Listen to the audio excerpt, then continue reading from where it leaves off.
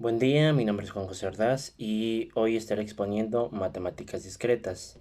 El tema que yo escogí fue las leyes de Morgan, doble negación, asociatividad, de la elevación y la ley de absorciones. La ley de Morgan explica que el elemento A es acorde al elemento B. Son como una especie de complemento que se unen y son su unión debería de ser complementaria o son coincidente. Es como una acción y reacción de ello. Un ejemplo que podría dar en el ámbito de arte sería imaginando que el A es un guión y el elemento B es la trama. El guión debe de ser acorde a la trama, pero la trama debe de ser acorde al guión y respetarse entre sí. Si se establece algo en el guión, se debe de respetar por la trama, y si la trama establece algo, se debe de respetar por el guión como tal. O otro ejemplo que podría poner es que si en un panel de animación se hiciera un movimiento que podríamos derivar como el elemento A, el elemento B, dependiendo de si el movimiento es rápido o lento, debe de respetarse ese movimiento y ser acorde a lo que se hace. Por ejemplo, un golpe, o quizás un lanzamiento, o un disparo. Depende mucho de lo que se esté animando.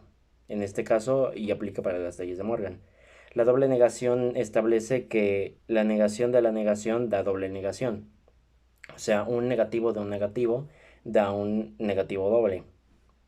Esto lo podríamos poner en sí como un ejemplo de x es x da doble negación y establece un vínculo matemático, se podría decir, porque si recordamos, negativo y negativo da negativo, pero en esta vez nos da un doble negativo y podríamos aplicarlo como tal en, bueno, si pudiera pensar un ejemplo, yo diría que mientras, digamos, menos elementos hay en una pintura, habrá menos sobresaturación de elementos y el espectador enfocará como tal en un solo elemento. O también podríamos poner que mientras un bosquejo tenga menos sombra o menos detalles será menos realista. Algo así podríamos pensar porque mientras menos haya, menos va a haber algo. Esa es la doble negación como tal. Mientras menos, menos, menos. La asociativa de la elevación es de que tres elementos asociados no afectan la unión de estos ni el resultado como tal. Un ejemplo que podría pensar es que, por ejemplo, si tuviéramos un lápiz, aunque esta sea una pluma, imaginemos que esto es un lápiz, podríamos ponerlo en una especie de conjunto o grupo que aplique a qué es un lápiz. Podría aplicar otro lápiz, podría aplicar colores, podría aplicar ciertos elementos de arte que, por ejemplo, compartan mismas características. Sé que esto no es un lápiz, pero imaginemos que es un lápiz. Un lápiz, aquí hay un lápiz. Un lápiz es un elemento físico que comparte una este, funda de madera.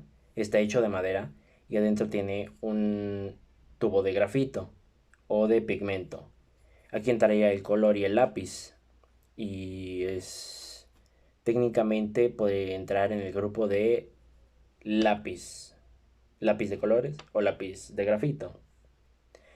Y pues técnicamente su unión no afecta el resultado. Y podríamos sumarlos de lápiz a color y saber cuántos hay. Al final no afectaría tanto. Bueno, no afecta como tal. Y luego, y por último, tenemos la ley de absorción, la unión de varios elementos que forman un mismo todo. Podríamos poner como ejemplo un círculo.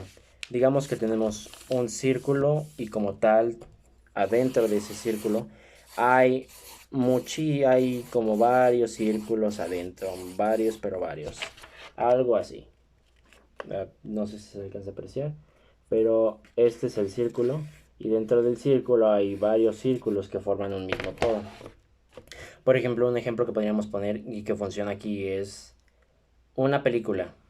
Es el conjunto de escenas que forman, que al dar movimiento o vida, se forma una película. Escenas en movimiento que dan vida y eso forma una película.